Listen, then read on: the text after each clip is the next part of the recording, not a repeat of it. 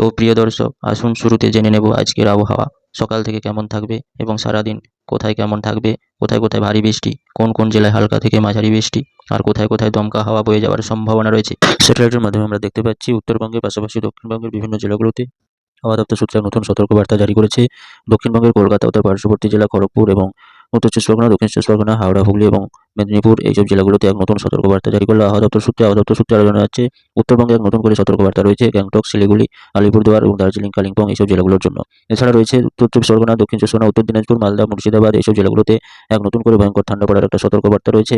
আবহাওয়া দপ্তর সূত্রে জানা যাচ্ছে, দার্জিলিং, কালিম্পং এইসব জেলাগুলোতে তুষারপাত পড়ার একটা জোরালো সম্ভাবনা রয়েছে। এছাড়া গ্যাংটক, শিলিগুড়ি, আলিপুরদুয়ার এইসব জেলাগুলোতে কনকনে হাড় কাঁপানো ঠান্ডা পড়ার সম্ভাবনা রয়েছে। এছাড়া উত্তর দিনাজপুর, দক্ষিণ দিনাজপুর, মালদা, মুর্শিদাবাদের চিত্রটি দেখতে পাচ্ছি, এখানে কনকনে ঠান্ডা পড়ার সম্ভাবনা রয়েছে। এছাড়া মালদা, মুর্শিদাবাদ, কলকাতা ও তার পার্শ্ববর্তী জেলা, দক্ষিণবঙ্গের চিত্রটি আমরা দেখতে পাচ্ছি, কলকাতা ও তার পার্শ্ববর্তী জেলাগুলোতে আজ থেকে আরও কনকনে ঠান্ডা পড়ার সম্ভাবনা রয়েছে এবং এই ঠান্ডা বেশ কয়েকদিন চলতে থাকবে। আবহাওয়া দপ্তর সূত্রে এক সতর্কবার্তা জারি করেছে আবহাওয়া দপ্তর সূত্রে।